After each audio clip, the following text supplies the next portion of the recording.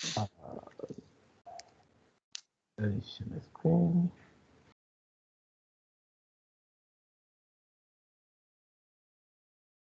Can you see anything? My screen. Yes, we can. Good. All right. So, hello everyone. Welcome to today's UCREL Corpus Research seminar talk by Chris Emezue and Bonaventure Dossou, who actually somehow define themselves as a dynamic duo. I don't know where that came from. I've seen that a few times.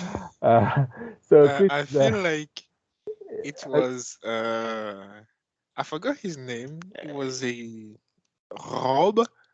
I forgot okay, his name. It's someone who gave okay. who Well, gave somebody that name. actually gave it to you. All right. So Chris is an MSc student at Technical University of Munich. He studies mathematics and data science and works in areas like deep learning, knowledge representation, speech and language processing as well. He's a member of the Masakane community. Bona is also an MSc student at University of Jacobs University Bremen. An intern at Deep Learning Research Institute, Miller AI Institute, and Roche, Canada. You're in both places at the same time, Bona, right? Yes. And so they are active members of the Masakane community. And for those who don't know, the Masakane community is a community of young Africans who are coming together, or are the allies who are coming together to create from bottom up resources for African language for NLP. So they are very active members of this community. And today they will be talking to us about their paper, which I believe they presented a while ago at the EMNF conference. Where was that? Yeah. And Yeah, it was it will email. be on the advances in NLP for African languages. So we welcome you both, and we're glad we're here with you today. We'll admit more people as they join us. So over to you now as I stop sharing my screen. Okay, thank you everyone. It's my turn now to share the screen. Let me put it in presentation mode, then let me click on this tiny button here. Okay, not this one, must be this one.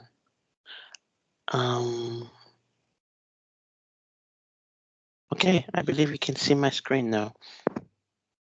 It's loading up. Not yet. Okay. It's black for now. And now? Yeah. Okay. Black? This is better. Yeah. Something No, it's still okay now. Come on. It's okay for now. It's okay. Okay. Okay. I wasn't sharing with any computer sound, so I don't know if we have something that needs computer sound, but I'll just get right to it. So good day, everyone. I'm just glad to have you here. Good morning, good afternoon, good evening, wherever you're calling from. We are Chris Emezue and Bonaventure Dossou. We're talking about advances in natural language processing for African languages. So I think we've already, Dr. Ignatius has already done a biography, so there's no need to talk about this. So the key question here is why Africa NLP? What is Africa NLP? Well, in short, Africa NLP is just when you're doing natural language processing, that's NLP, with a focus on African languages. So that's what Africa NLP is. Then why Africa NLP? So these are some of the inspiration for choosing Africa NLP. It's known that 30% of the languages in the world today are African languages. It's also sad to know that although African languages take up the majority of the world languages, only very few, a minute number of these languages actually are represented in current language technologies. So one thing to see is when you look at the internet and you want to see, okay, in the internet, how many, articles or paragraphs or content, how much content can you find in an African language? It's important to ask this because if you want to design something like a machine translation model or a language model, you would most likely go to the internet to look for data. And so a survey conducted shows that, gives this table of articles that you can find in a language and the number of speakers. So you have English here as the dominating, the winner, as we call it here. And when you go down the list, you see Egyptian, Africans, Kiswahili, you see everything going down. Places like Fon or Damara, you don't even have anything at all. It's interesting to know that while there is little to nothing for these languages, the number of speakers, it's quite a number. You have about 4 million speakers for Luo, but you can barely find any content on the internet or anywhere.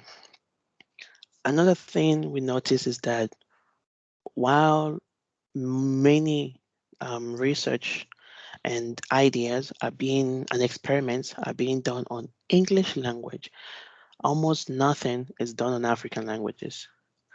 Yes, there is the belief that if you can build a system for English language, then you can use transfer learning to apply to these low resource languages. But many people have found out that is not always the case because many of these African languages are completely different in terms of morphology, syntax, everything from English. And so you design a model with English in mind, and you think that you can apply this model to a language like Fon, for example. Then you end up facing a very huge surprise. So these are, in summary, what we found out is that there isn't much work done in African languages as there should be. And there are some number of problems facing Africa NLP. So some of the problems are when we have the societal lack of focus, which is kind of one of the main problems. The world as a whole and many research societies don't really have any interest in African languages. So take, for example, these big tech companies like Google Translate and all these translation agencies. It makes sense to design a translation for English to, a German or European language because you're sure that you could sell it and, make money. But many people would ask, what's the point of designing a translation from English to Luo or English to Denda, for example? And so generally there's a lack of focus in these African languages. And this is one main contributing factor. Another is the lack of discoverable resources. So like, even when you want to try to find, to work on this language, it's hard to find resources on them. That's one. Secondly, even the few people who try to do something in this language, like maybe you try to design a machine translation model or to write a paper, you find that in a way your work ends up not getting discovered. It's just thrown inside this huge space called the internet. And if someone 3 years later wants to look up on machine translation for Igbo, he or she cannot find your work easily. So many works, our research, our experiments in African languages have been very, hidden from the internet. Also, when you go deep down into building experiments on machine translation or natural language processing, you need public data sets. So the little creation or no creation of public data sets is a huge disadvantage. There is more like reproduction crisis, so not building reproducible experiments. And yeah, the list goes on and on. This is just a summary, but the idea is there's a lot of work to be done in Africa NLP as a whole. And it's not just about the experiment, it's about the whole ecosystem of the, as Dr. Ignatius would say, the basic language toolkit for a language. You need to go into building standard dictionaries, and then standard word sets, and then public data sets, and then making resources discoverable.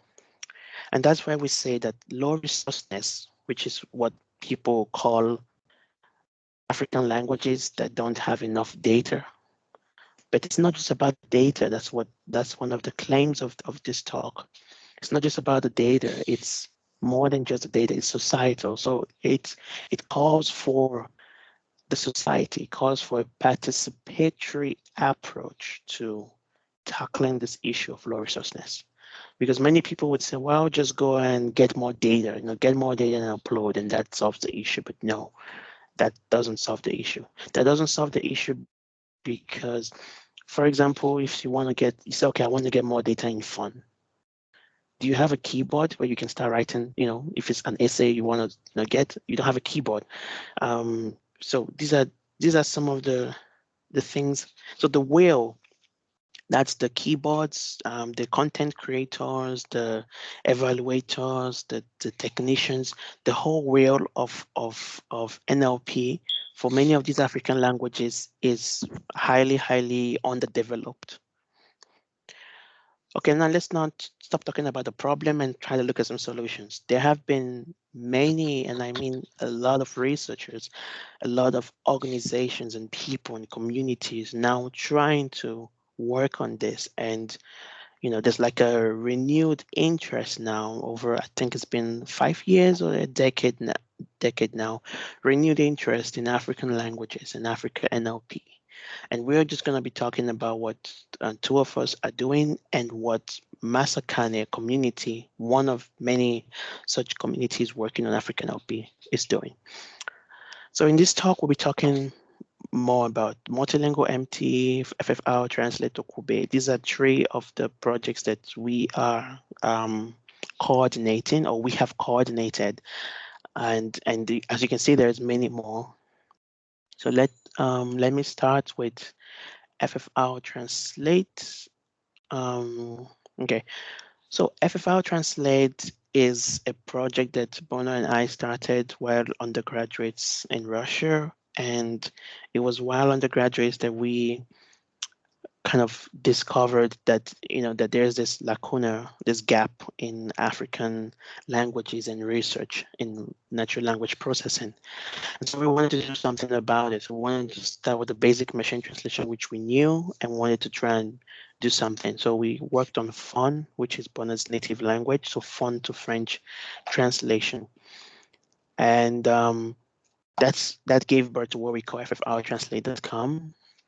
Yeah, the motivation, of course, was we took a look at the major translating technologies out there, and we compared like the languages they support versus the African languages they support. And as you can see, it's very few African languages that are supported. This data was taken, I think, a year or 2, but I'm pretty sure there haven't been any updates to these languages. Another thing is when you even come to the supported African languages and you try to test it, you find a lot of errors. So it means that even these languages, not much work was done to improve the efficiency of the language. And so it dawned on us that if nothing is done about these languages, the language would just end up becoming endangered, because the more technology keeps advancing and becomes more English centric, all these languages get less and less attention, and with time they die. So we wanted to start with Fon. I won't go into the modeling details and the technicalities. There's a lot of machine translation modeling, how you choose the model, how you train it. A large chunk of our work was in getting the data, because like we said, there's a minute quantity of data in Fon on the internet, and a minute quantity of public data. So one large part of the project was getting the data, cleaning the data, understanding the data, and the other large part of it was training the model. And then the third large part of it was what you're seeing here, which is deploying the model. somewhere that people can try it. So we have ffrtranslate.com. When you go there, you see this beautiful interface here, which is just our work. So it has French and Fon. You can translate from French to Fon, as you can see what in the video. The surprise me is just, so when you click surprise me for language, it just randomly gives you some sentences. The idea is for you to see how it works.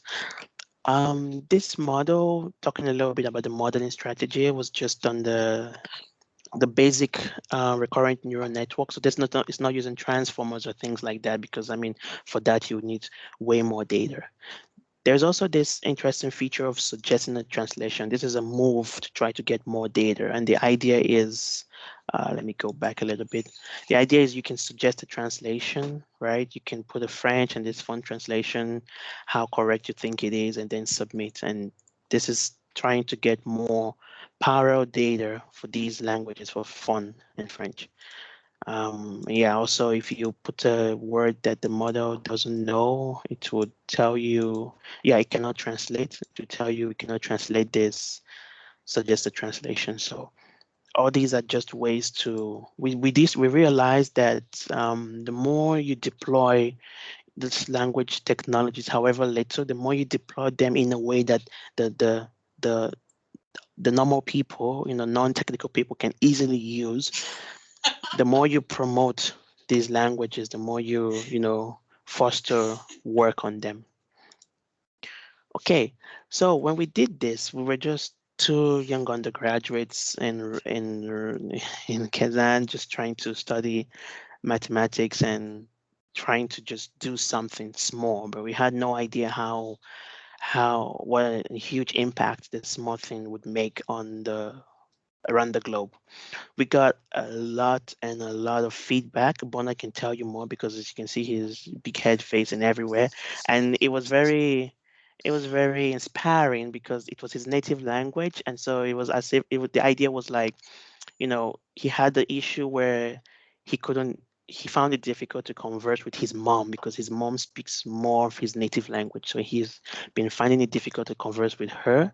And so by kind of what motivated him on his part to create this translation stuff, and with this translation stuff, he could now converse with her. So that really took the globe. BBC published it. We got something from the Voice of America, the AI Expo Africa, even some German, not some, a number of German news outlets took it up. So gave some articles, did some interviews. This one is from his home country, Benin. They did a TV. They ran it on their TV show, like showing what it was like. And this is from Russia. We had an interview from St. Petersburg. So why am I showing all this? It goes to show that is these tiny things that you do to, with a very inspiring objective in mind. These tiny things, however little it is, it goes a long way to helping. You have this pool of Africa NLP, which is just trying to put African languages on the NLP map. And so these tiny things that you're all doing, it goes a long way in helping, in adding, to contributing to that pool. Of course, this motivated us. Yeah, that's partly why we finished the website quickly and tried to work on it. And also, we did all this as students, so with no funding from any university, stuff like that. We did get, I think we did a GoFundMe, and we got some contribution. But majority of these works were with our resources. And it's not easy when you're doing something with a student budget resources, but I think when you have a very good and inspiring motive, then you can work towards it. When you have an inspiring motive and when you have an awesome community, people who can back you up. So I must say that. Okay, next, Bona is going to talk about OkwuGbé and Multilingual MT. Okay. This was interesting. Quite describing what we've done so far, and it's not something so big. So I don't know if you will be moving your screen. Yeah, so we have OkwuGbé. OkwuGbé is like the concatenation of two words. Oku, that means speak, from Igbo and Gbé, which means language from Fon. We had to, to browse a lot, to dig deep a lot to be able to choose that name. And we wanted to choose a name that was significant, not just like a name in English or something like that. So it is an automatic speech recognition project that we started working on for Fon and for Igbo. And we've also created a package for it, pip install OkwuGbé, which implements our best performing model so that people can just like get the data, install it, and then just train easily the ASR model. So the motivation behind it is, firstly, like we were saying earlier, that our African languages have very little to none research. We know that throughout the generations, knowledge has been transmitted most likely throughout speech, but those kind of data are, first of all, rare to find nowadays, and they are mostly very to none research in ASR for African languages. So we wanted to do something that we believe that could motivate others to do, because like Chris used to say, the next big step or big challenge is, or whatever of AI, according to, working with language, is on speech. We tend to express more ourselves through our speech and easily through our speech. So we wanted to create a system that will be performant enough and that will help us also to ensure the preservations of those African languages. And of course, to also make sure that we make use of AI technologies, because now most of people are talking about multilingual transfers, multilingual models. There is way too vague, but most likely for those high resource languages which are most likely spoken everywhere by everyone, but the focus is not much on African languages. So we wanted to emphasize and do something that could motivate people. So, like I was saying earlier, we gave a very detailed. We are not linguistic. Sorry, we are not linguistic people, but we try to learn a lot about the languages, did a lot of research, and gave a very detailed analysis of Fon and Igbo, like whether those languages are tonal or not, whether they have code switching. Fon, for instance, it doesn't have, but Igbo has, and a lot of things like that. How many tones, how many different characters in the alphabet, things like that, linguistic informations. Then we created like two models for each of the language, one for Igbo and one for Fon. And the one for Fon, there was a previous previous work done by a professor of mine, which I really wanted to beat somehow. Like they used to say, the student has to do better than the professor. And so we managed together to find our way and to have a better score than that model that was existing. So for ASR and Fon, we have what we can call SOTA for ASR model for Fon. And for Igbo, I believe this is also the first one, the first model, but we prefer to expose it as a benchmark result, because we encounter a lot of difficulties there, and we are planning on improving it. Well, I think next we have a kind of video. I don't know how it plays. Does it play? Oh, yeah, over there. Okay, is not displaying. Okay, cool. I'm not sure he shared the audio when he. Okay, But yeah. carry on. Yeah. Just hold on, let me do it again. It's just really simple. Okay, and then okay. By the way, I can give control to Dossou, so you can control my screen, so you don't have to. It's okay. Well, anyway, in the video, it was most likely me trying to test a little bit of the fun that I've learned about, and I was testing the model that we put out there on Hugging Face. Is the wave to vec model that we fine tune on Fon dataset. This is a work that has to be credited to Chris because he's done the most of it, and I was just testing how good the model was. Of course, the model performed better than what we did in our paper, and yeah, we put it out there so that people could use it for whatever they need for. Now, I feel like the next then is multilingual MT. So, okay. So the next one is multilingual MT that we call MMT Africa. We presented at WMT at EMNLP that happened a few weeks ago. So here we tried actually what is being done is one model for Fon to English, for instance, one model from English to French to Fon. Sorry. So for a pair of language to do the back and back translation, that's already two models. So if we have n, that's a 2 times n model. That's huge, right? And it's those models are not like easily trained. They require high compute resources.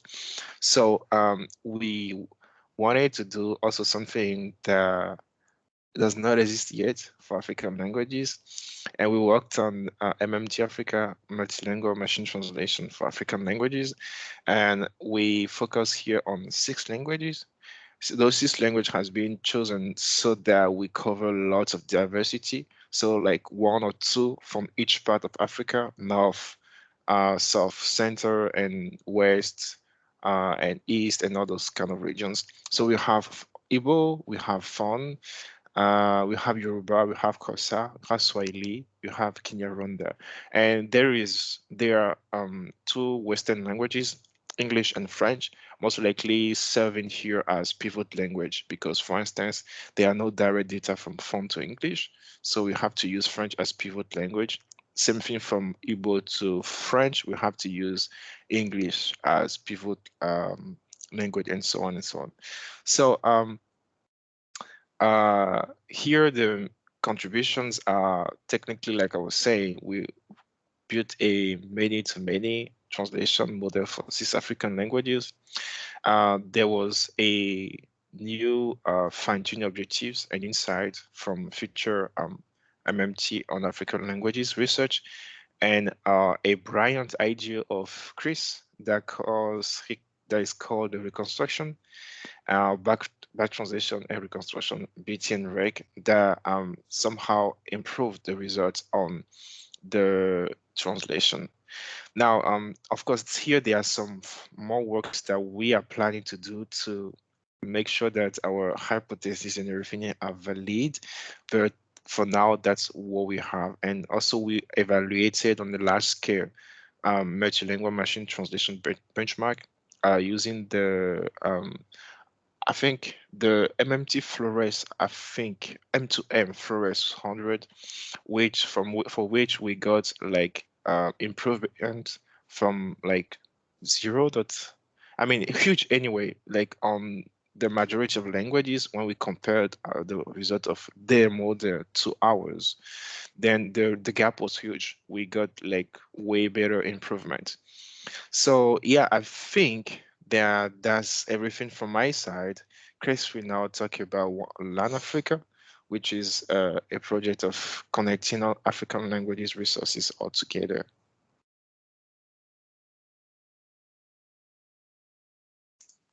Unmuted now.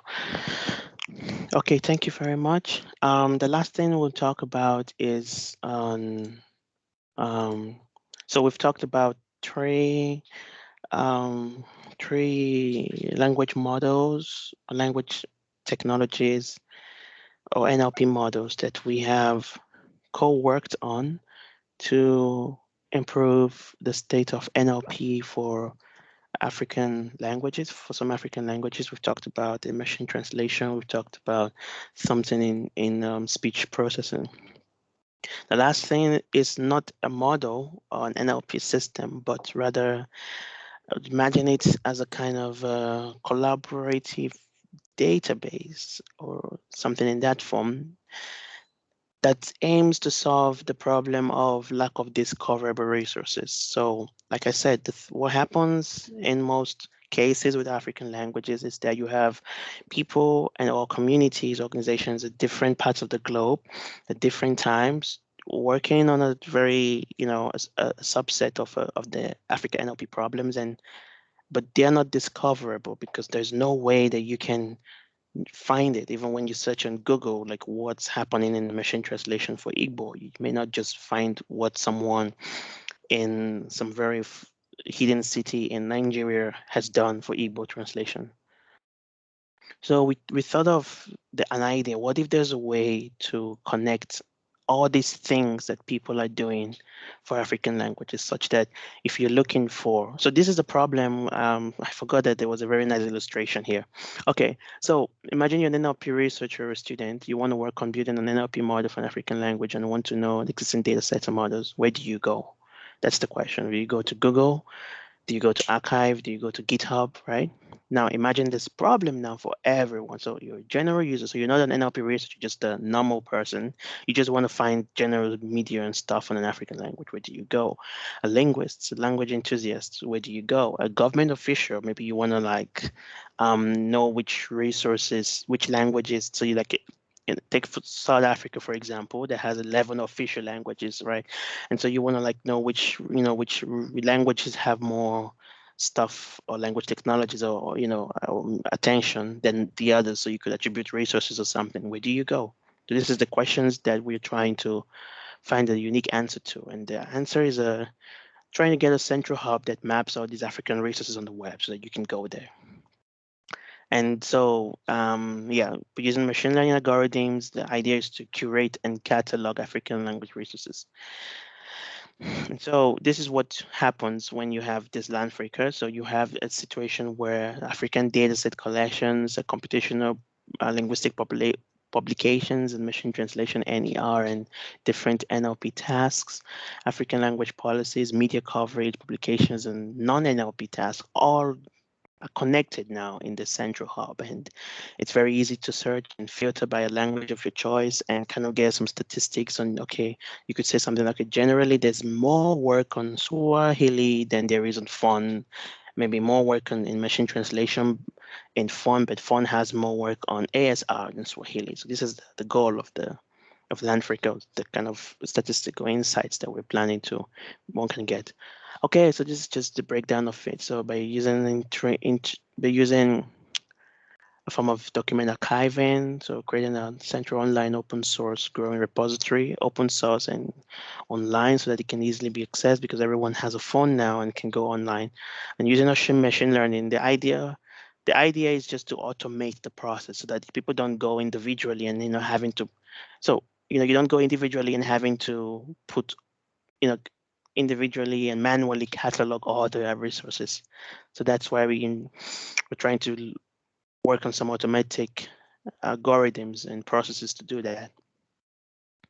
So the case study, when not forget case study, wrong choice, but the idea that the future that we have is back to the same question. You're an NLP researcher student, you want to work on building an NLP model, let's say for Africans now, and you want to know existing data sets. Where do you go? And so our answer is you go to Landfreaker. You go to landfreaker.com, and on your phone, on your laptop, you can easily just go there now.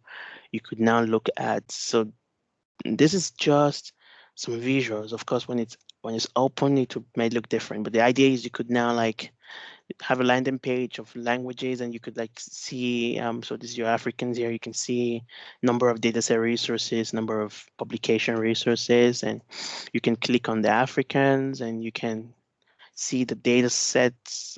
This is for, okay, resources. So resources like papers and stuff. So you can see papers that are the description, supported languages. You can even see the scores if possible. You can get access to the paper.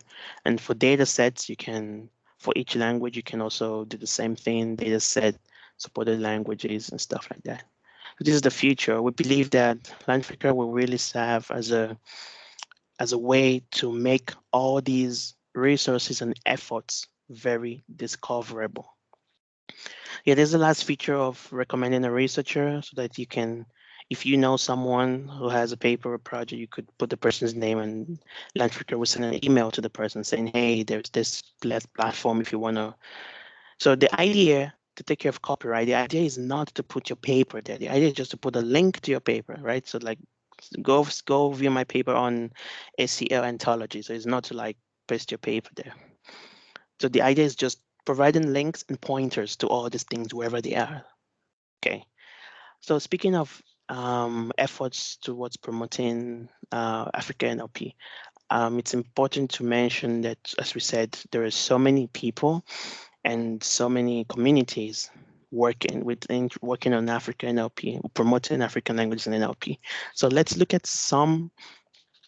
This is just like a fraction of them. There's so many organizations that we just managed to curate a fraction before the presentation. And you have translators without the borders. You have deep learning dabber. Zindi is created as a data. It's a competition platform, much like Kaggle, but now with a special focus on African languages, African things African. So, for example, there's a lot of competition in agriculture, on health in Africa. Yeah. Okay, this is Black in AI, there's InstaDeep, HONLP, there's Ghana NLP, which I didn't add here, Lacuna Funding, Saudi DB is our AI6 community, Data Science Nigeria. There's so many of them. I just managed to put a fraction here for the presentation. And now we'll talk now about Masakane, because this is one of such communities and where we are members of, and we've had we've built a very strong relationship with. So Masakane is a grassroots organization, and the idea is to promote African languages in natural language processing. Masakane translates to "we build together" in Zulu, and the idea is a participatory approach to tackling, low resourceness or tackling the problems of Africa NLP. But the key thing here is the participatory approach. So imagine you have a community of over 1,000 people. You don't have to imagine because it is there, it's in Slack. But you have a community of over 1,000 people, and these people are working together like a community on projects and things that help take care of Africa NLP.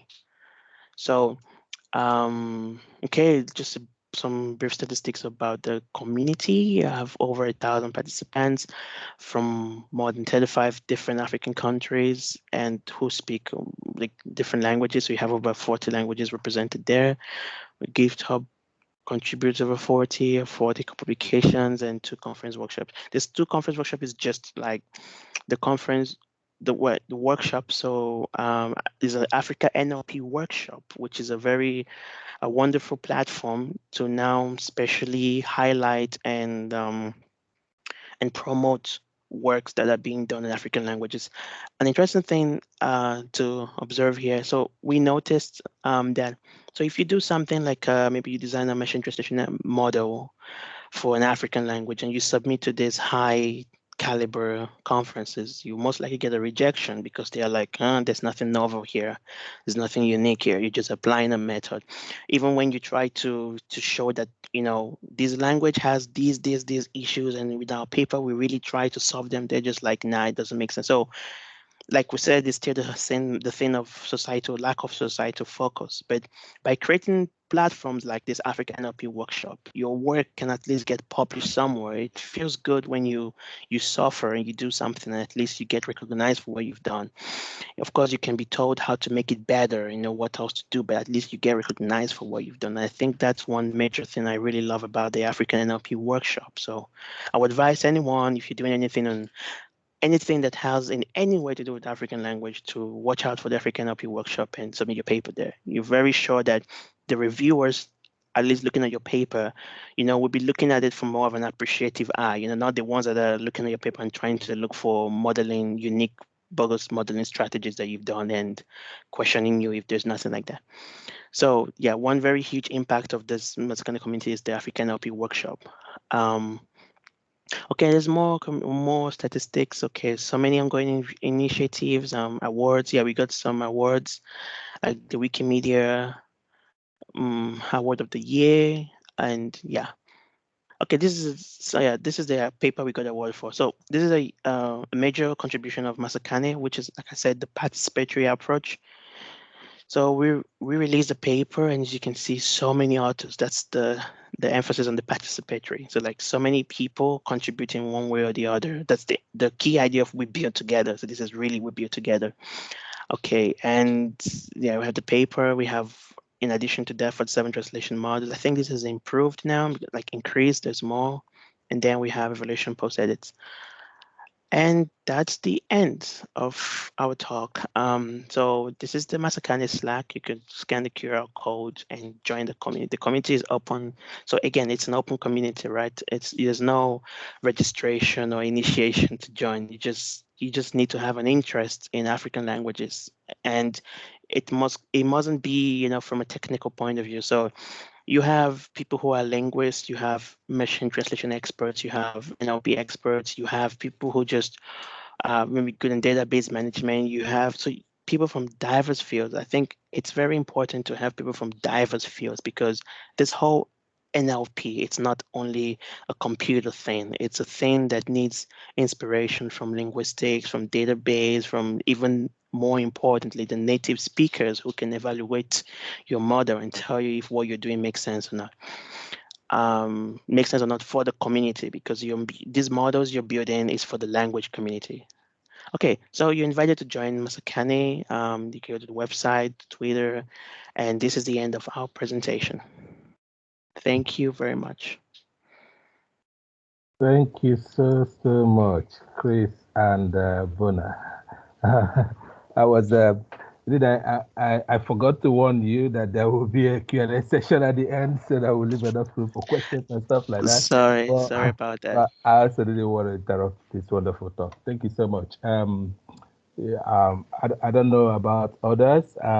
If there are questions, please go on. I think what we need to do now is usually to make people comfortable, we do stop the recording at the end of the presentation and then take the Q&A. Okay. Okay.